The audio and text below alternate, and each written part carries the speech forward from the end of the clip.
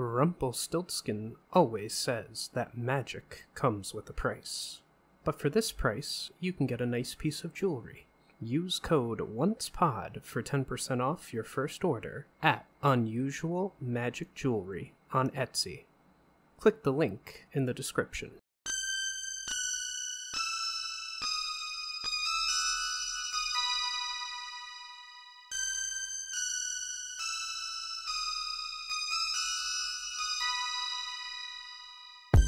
Hello, and welcome to the Once Again podcast. We are your hosts, Ashley and Jason.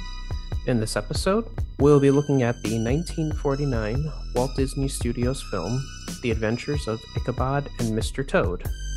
This is the first episode in our spooky series, celebrating the Halloween films owned by Disney. In this series, we won't be doing a deep analysis of each scene, but rather giving our impressions of the overall film and the songs from the film. We'll also be giving a score to the film and ranking the songs. So grab some candy, sit back, and enjoy the episode.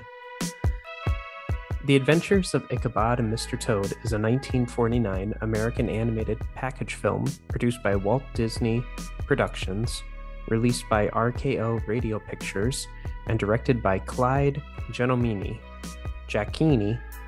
and James Alger, with Ben Sharpstein as production supervisor. It was released on October 5th, 1949, and earned $1.625 million worldwide, or just over $18.5 million today. And I tried to find the budget for the movie, but I couldn't find it anywhere, so who knows. I'm assuming it was a loss, but we'll just move on. It is the 11th animated film in the Disney animated canon and consists of two segments.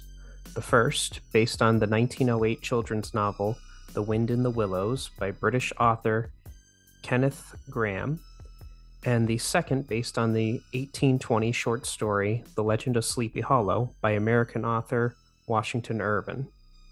The film is the last of the studio's package era of the 1940s, and Disney wouldn't produce another package film until The Many Adventures of Winnie the Pooh in March of 1977. The story is by Erdman Penny, Winston Hibler, Joe Rinaldi, Ted Sears, Homer Brightman, Harry Reeves. It was edited by John O. Young and produced by Walt Disney. So let's dive into the two different segments.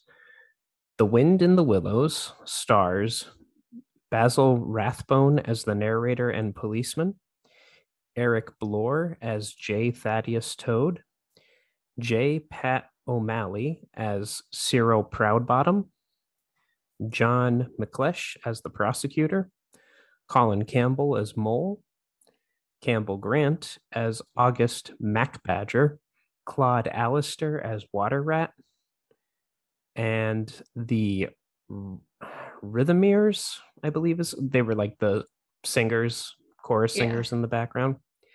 And then I also just included this because it was a small cast.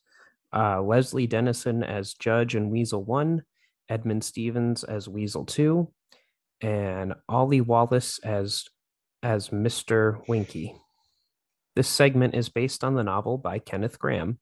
The story is set in and around London, England, between June 10th, 1908 and January 1st, 1909. The protagonist, J. Thaddeus Toad, Esquire, is introduced as an incurable adventurer who never counted the cost. As the story's one disturbing element, although he is the wealthy proprietor of the Toad Hall estate, Toad's adventures and positive mania for fads have brought him to the brink of bankruptcy.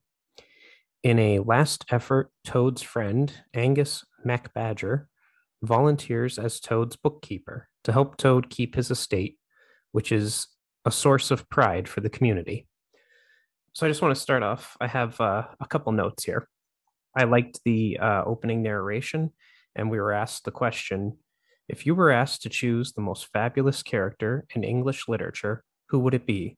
Robin Hood, King Arthur, Becky Sharp, Sherlock Holmes, or Oliver Twist, perhaps? Out of that list, who do you think you would pick? Uh, Sherlock Holmes or King Arthur, I think. Like, Yeah, I was that gonna pick one of the two. Like, mm, the other three don't really like Oliver Twist, like Becky Sharp and Robin Hood, just they don't hit home for me the same way that like King Arthur and Sherlock Holmes do. yeah, and especially for me personally, like just the Britishness. I like obviously all these characters are British, but something about Robin Hood and Sherlock Holmes, like, or excuse me, King Arthur and Sherlock Holmes really stands out as British to me.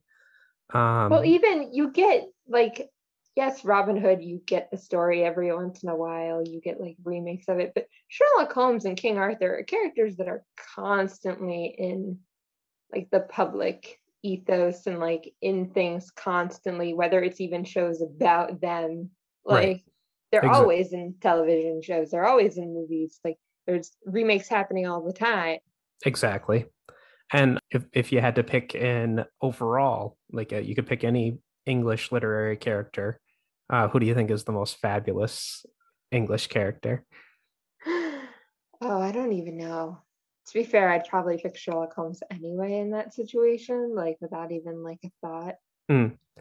See, I personally, for me, maybe it doesn't really count as literature, but I immediately go to Shakespeare and his plays when I'm thinking of English literature. And I like Macbeth. I have a personal affinity for Macbeth. I think he's one of the See, most tragic. I would say Shakespeare too, but again, it's not like it's more so Shakespeare himself that is the famous person there, not so much his plays. Like when you Yeah, think Shakespeare, you just think Shakespeare, not so much like it's kind of all yeah, encompassing. fair enough. And having his plays be timeless and everything, he can, you could set the characters anywhere at any time. So I thought you're right. But I also wanted to point out in this, we kind of get well, in this segment, we get a double book opening because first there's a stained glass window of an open book with a candle by it. And then the camera pans through a library to a book opening. And I was like, classic Disney stuff right there. Yeah, and we do get the book opening later for the Sleepy Hollow segment. Uh, So yes. And I just wanted to ask you, given the size of the postman and the other humans in this film, how large could Toad Hall actually be? I honestly don't know. Well, well, I mean, when McBadger answers the door, the postman is like gigantic. So maybe it's like what, 2 feet tall at the highest, six Yeah, wide. Yeah, I do think it's so funny to me. I love this kind of environment where humans are like freely interacting with animals. Like yeah, it's just a complete society of animals have their own society and have their own hall and like regency, I assume, like a full on government that works similar to humans, but humans interact with these animals too. So yeah. And the humans have the overranking government because when Mr. Toad goes on trial, like it's a human court. yeah, Yeah. Although they obviously do recognize his agency because he's his own attorney. So, yeah. accurate.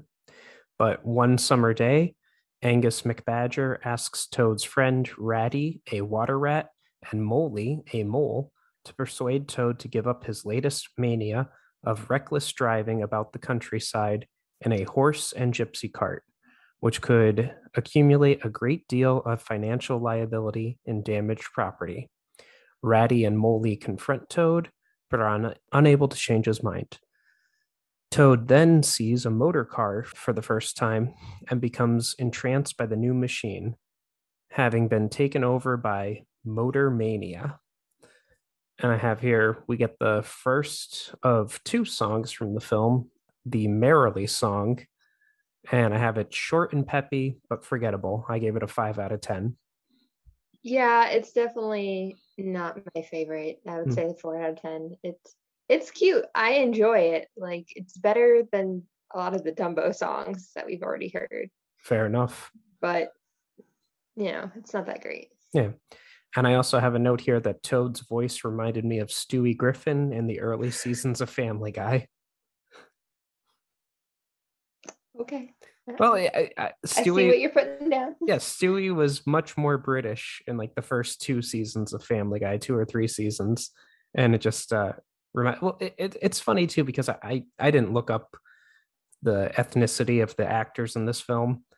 I assume they're Americans doing British accents or they're whatever, but they kind of had that transatlantic accent that so many people at the time period like to portray. Yeah. To cure Toad of his new mania, Ratty and Moley put Toad under house arrest.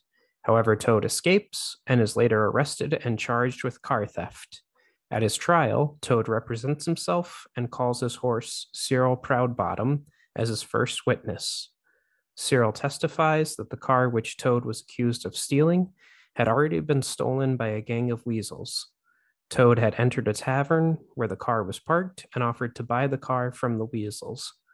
However, since Toad had no money, he instead offered to trade Toad Hall for the car. The prosecutors and judge showed disbelief towards the statement, so Toad then calls the bartender, Mr. Winky, as a witness to the agreement. However, when told by Toad to explain what actually happened, Mr. Winky falsely testifies that Toad had tried to sell him the stolen car. Toad is found guilty on the spot and sentenced to 20 years in the Tower of London. As the months pass, Toad's friends make every effort to appeal his case, but to no avail. And my note here is I love how Mr. Toad was putting on his hat and getting ready to leave the court when Mr. Winky was testifying, like, well, this is all wrapped up. Like, I proved myself. I just like that this Toad doesn't even care that he has this great Toad Hall. Like he was willing to just trade it to some weasels because he wanted a car. You know, it's funny. I was sitting there, and not to get political, but he reminded me a lot of different eccentric billionaires that we have nowadays who could put their money to good use, but instead want to fly their penis-shaped rockets into space. But like I don't understand. Like he does realize if he traded Toad Hall, like he wouldn't have money anymore. Like his money is literally tied up in the hall. Like yeah, because he owns the estate. It's estate money. Like this man is not going to have money to do anything that he's been doing.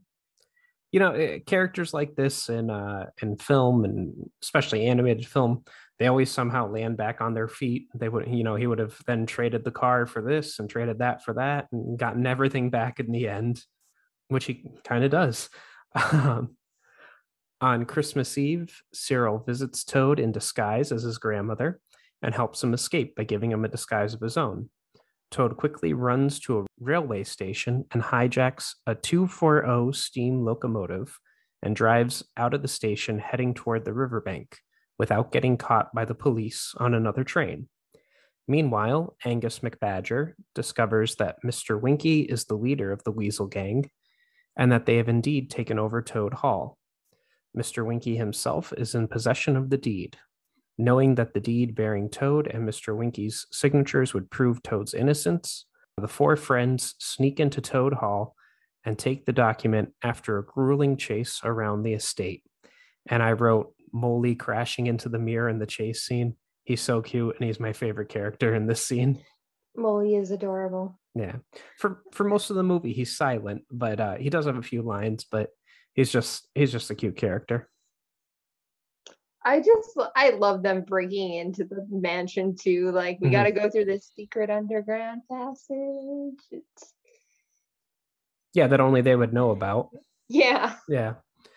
I also I forgot to mention this before. I didn't write it down in my notes, but the water rat Ratty, he kind of reminded me of, and I'm gonna forget their names, but the Great Mouse Detective Basil, and Yeah. I can't remember his assistant. That was supposed to be Watson, Yeah. but he looked like a blending of the two of them.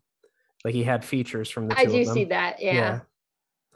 The film then ends on New Year's Day with Toad exonerated and regaining his house, while it is implied that Mr. Winky and the Weasels have been arrested and imprisoned.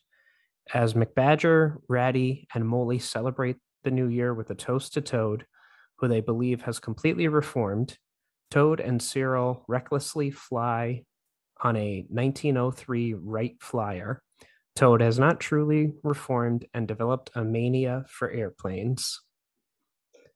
I just want to say, new year, new me, new Toad. Yeah. And in the background, this is where the second song in the film is listed as playing. It's just Old Lang Syne, like the New Year's Eve Yeah. song that and it's just credited as a chorus singing it. So there were only two songs in this segment, the Merrily song and Old Lang Syne. They were fine, nothing great, nothing Yeah, terrible. it's not. The second segment has the better music here. Agreed. And I gave this segment a 5 out of 10. It's fun and funny, but nothing revolutionary or dramatic enough. I would agree with that. It's your very typical like Disney short, not really anything impressive going on, but it uses your typical animated tropes. Mm-hmm. Okay, well, let's move on to the next segment. So the next one is The Legend of Sleepy Hollow, and it is starring Bing Crosby as the narrator, Ichabod Crane, and Brom Bones. And then there's also Pinto Colvig as Daredevil, Brom's horse, and Ichabod Crane screaming. Like when Ichabod screams, he provides the voice. Then there's Clarence Nash as Old Gunpowder, Ichabod's horse, Billy Bletcher as the Headless Horseman, and Mel Blanc in an uncredited role provided Ichabod's laughter. This is the second segment in the film and is based on the original story by Washington Irving. Although the film introduces the story as Ichabod Crane, later individual releases retain the story's original title, as the short story The Legend of Sleepy Hollow was published in a sketchbook with other stories, not a single volume as pictured in the film. And I wrote down another book opening, more classic Disney. Yeah. And to be clear, the reason we're covering this for Halloween is because of this section of the film, not so much the last section. Yeah, it's funny how the last one kind of dealt with Christmas, and we have another movie that we're going to cover that also kind of deals with Christmas. But stay tuned for that if you haven't figured it out already. In October of 1790, Ichabod Crane, a lanky, superstitious, yet charming dandy, arrives in Sleepy Hollow, New York, a small village outside Tarrytown that is renowned for its ghostly hauntings to be the town's new schoolmaster. Despite his odd behavior, appearance, and effeminate mannerisms, Ichabod soon wins the hearts of the village's women and forms a good relationship with his students. Brom Bones, the ruggish town hero, does his best to bully Ichabod. And I wrote in my notes here, first note is Brom Bones a descendant of Gaston? 100%. Like, you cannot tell me these men are not cut from the same cloth. Yeah. Big, strong, dark haired, Yeah. strong jaw. They like the women and like the women don't like them often. Yeah. They're not who you want to be with. My one note here is Ichabod is really nice to his pupils and stuff, but it's mostly so he could get dinner at their houses. This man loves to eat, even as he is skinny as a beanpole. He loves food. That's his character trait, is food. Yeah, and he's a very selfish character. I think that's done purposely so that if you walk away from the film believing something horrible happened to Ichabod, it's like, oh, well, he deserved it then. Yeah, neither him nor Brom are like great people, to be honest. No. And in this opening scene, we also have the song Ichabod Crane. And I wrote, this song to me sounds like a 1940s song. It's not bad, but nothing great aside from Bing Crosby's voice. And I give it a 4.5 out of 10. Yeah, it's catchy in its own way, but it's also literally just a song describing how weird Ichabod Crane is. And sorry. I would definitely say like 5 out of 10 for me. Like, it's not great. It's catchy. Yeah, it's funny too because Bing Crosby narrates it and is most of the voices. And he literally describes Ichabod as a scarecrow, and then when he sings the song, sings he's like a scarecrow. And I was like, you didn't have to do that. You're saying the same lines twice. Oh well. However, Ichabod is very good at ignoring Brahms' taunts and continues to interact with the townspeople. One day, Ichabod meets and falls in love with Katrina von Tassel, the beautiful daughter of the wealthy Baltus von Tassel and Brahms' unofficial fiancée. Despite being obsessed with Katrina's beauty, Ichabod mainly desires to take her family's money for himself. Brahm, who has never been challenged like this, proceeds to compete with the schoolmaster, but Ichabod wins Katrina over at every opportunity. Unbeknownst to both men, Katrina is only using Ichabod to make Brahm jealous and force him to try harder for her affections. And my first note here is Katrina's waist. Where are her organs? She doesn't have any. Clearly, she's a witch, and that's why all the men want to help her and do literally everything for her. Yeah. I mean, like, I grew up reading comics and everything with which over objectify the female form and everything, but nothing like this. I mean, it was ridiculous.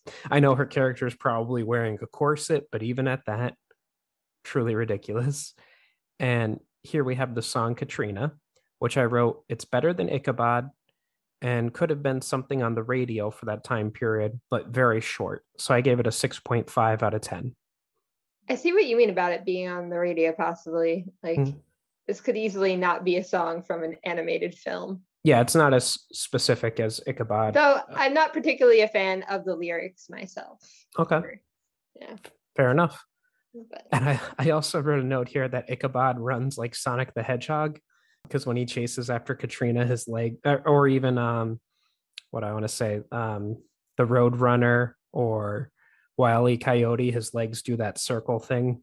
yeah. And then I also wrote that Brahm is able to bend a horseshoe with his bare hands. That is a very strong individual. So the two love rivals are invited to the Von Tassel Halloween party.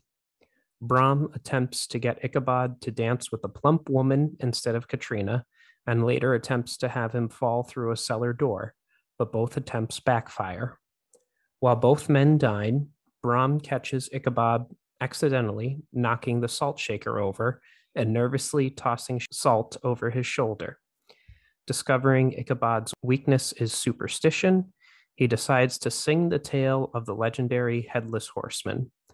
And I have here the song, The Headless Horseman. I enjoyed this song the most, and I'll actually add it to my Halloween playlist. I gave it a 7.5 out of 10. I love this song so much. I told you last week when we were recording, because I had already watched this movie, that I will sing this song to myself all the time. Oh yeah, it's a good song. Like 8 out of 10. I love it. It's a good catchy song, good for the Halloween mood. I also love how swirly Ichabod is this entire segment, like just getting just out of the reach of Brahm. Well, they say in the film he has like a natural finesse when it comes to dancing and smoothness and everything. Yeah. It's got to be a spider sense or something, because he's just narrowly avoiding everything. I also wrote down, was there a vampire at the party? Because when Brahm is singing the song, the one line, it cuts to this guy and he's very pale. Like he looks like Nosferatu. He's bald. He's very pale. And I think that was probably the vibe they were trying to go for. Yeah. Who knows? Maybe there was a vampire. Spooks live in this town. Very possible. So I have here, the horseman supposedly travels the woods on Halloween each year, searching for a living head to replace the one he had lost. The only way to escape the ghost is to cross a covered bridge. Everyone else, including Katrina, finds the song amusing, while Ichabod, on the other hand, starts to fear for his life. And you can see how distracted he is, because he's putting, I believe it's pepper, on top of a boiled egg, and he just completely loads it up and then pops it in his mouth. Yeah. So riding home from the party, Ichabod becomes paranoid of every sound he hears in the dark woods. While traveling through the old cemetery, Ichabod believes he hears the sound of a horse galloping towards him, but discovers the sound is being made by nearby cattails bumping on a log. I wrote down here we get creepy Disney, the trees, the animals, etc., all drawn in a very creepy way. Everything's very tinted blue in these scenes too. Like even his clothes, like everything's dark, muted blue tones throughout these scenes. Like it's meant to be creepy. Mm-hmm. Also, he's whistling the song Katrina to himself as he's very good riding through the woods, which is amusing. I also wrote down that this cartoon really creeped me out as a child, and it still makes me nervous today. Like I felt a little tension during this part. That's why I really wanted to cover it, because I think it's such an iconic, like short little thing here, but it's creepy. It's Halloween. Ichabod and his horse begin to laugh. However, their laughter is cut short by the appearance of the headless horseman, wielding a sword and riding what appears to be Brahm's black horse. After being chased through the dark forest, Ichabod, remembering Brahm's advice, rides across the covered bridge to stop the ghost's pursuit. The horseman stops and throws his flaming head, revealed to be a jack-o'-lantern, right at Ichabod's face, presumably knocking him out. And my note here is that the harsh contrast on how the horseman and his horse are drawn compared to the other characters, it's very simple and yet very detailed. Yeah, I think that's why it stands out so much as like a short little piece of this film that everybody knows, because it's such a quality piece of animation with the actual headless horseman. Mm-hmm. And then the next morning, Ichabod's hat is found at the bridge next to the shattered jack-o'-lantern, but Ichabod himself is nowhere to be found. Sometime later, Brahm takes Katrina as his wife. Rumors begin to spread that Ichabod is still alive, married to a wealthy widow in a distant country, with children who all look like him. However, the superstitious people of Sleepy Hollow insist that he has been spirited away by the headless horseman. And here's our finale questions here. Was it Brahm or was it actually the headless horseman? And is Ichabod dead? What are your thoughts here? You know, I never even realized that the horse was like the same horse as a kid. And even I would have to go back and rewatch it, but I don't remember when Brahm was riding his horse, the horse having red eyes, and the headless horseman's horse clearly has red eyes. I thought, it's funny because I want to say no, he's dead, but it's drawn showing that he's with this other woman somewhere else. So yeah, I guess. I want to assume that the headless horseman was in fact the headless horseman, mostly because I think that's creepier. Right. I'd like to think that that's the real thing and that's not Brahm scaring Ichabod off. However, if I assume that, I feel like I have to assume that Ichabod is dead and that scene was just this is what could have been kind of scene, and that he's not really alive. Yeah, like let's not send the kids home crying. Like let's give them something that could be happy.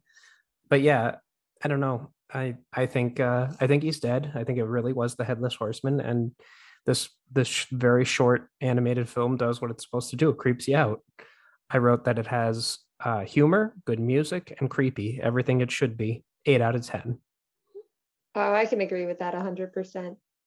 I will say my only add here is that, I think this section is still very relevant to Disney. They use the headless horseman for Halloween things. They're not doing the usual Halloween party the last 2 years, but typically if they were, the start of the parade is actually kind of eerie, considering the rest of the parade is like, it's really not so scary. But the beginning of the parade actually begins with the headless horseman kind of clomping down Main Street really freaking slowly. And that's it. And the parade's like literally like probably a half a mile back behind him. So you don't see the parade. It's just him. Oh, wow. And everything gets really dark and it's just him. And fun fact, the horse does that all on himself. The guy who plays the headless horseman cannot actually see anything. He is in fact sightless in the costume. Yeah. So horse does it all by himself, walking down. That's a very well-trained horse. I would like to see that. I'm gonna have to go down to Disney during Halloween time one of these years, but I'll send you a clip of it because it doesn't do it justice, but even just seeing like a quick clip of it, it is very eerie, especially because the over voice narrator of the parade is like, oh, on Halloween night, the headless horseman is here. And then it just gets really quiet. And all of a sudden you hear the horse clip clopping and it just clip clops down. And you're like, oh, that's terrifying. Yeah. Well, I'd like to go see it in person. And if you, our audience, would like to help me go see it, subscribe to our Patreon page, patreon.com/onceagainpod. And now I just want to go into my overall score for the entire film. I gave it a 6.5 out of 10. I enjoyed the Ichabod segment much more than Mr. Toad, but overall the film is fine. The actual part with the headless horseman didn't last as long as I remember it lasting. Like when I was a kid, I remember it being like a half hour long that he was chasing him around and everything. But it was still enough to give me the creeps. I do think that scene just comes off as way longer when you're a child. Yeah. It's scary. The idea of some man chasing you with a flaming pumpkin head. Mm. And I didn't write this down, but any songs from the overall film that you would think about adding to a Disney playlist, or? Like I said, definitely the Headless Horseman. Like if I was gonna rank the songs in order from all, I'm not. I'm just doing like the 4 songs that are just for this movie, but I would go Headless Horseman, Katrina, Ichabod Crane, and Merrily at the end for like. I agree. Context for. I agree. Songs are good. Yeah, I agree 100% in that exact order and everything. I think Katrina could be applied to a non-Disney playlist, and the Headless Horseman can go in a Halloween playlist. But yeah, those are the 2 songs that stand out the most to me, and those are the 2 that I enjoy the most. And Ichabod, and then Merrily. Yeah. This has been the Once Again podcast. Any questions, comments, or critiques can be addressed to either our email at onceagainpod@gmail.com or on Twitter at onceagainpod. We also have an Instagram account, onceagainpod. We will be posting questions and possibly doing some live Q&As on there.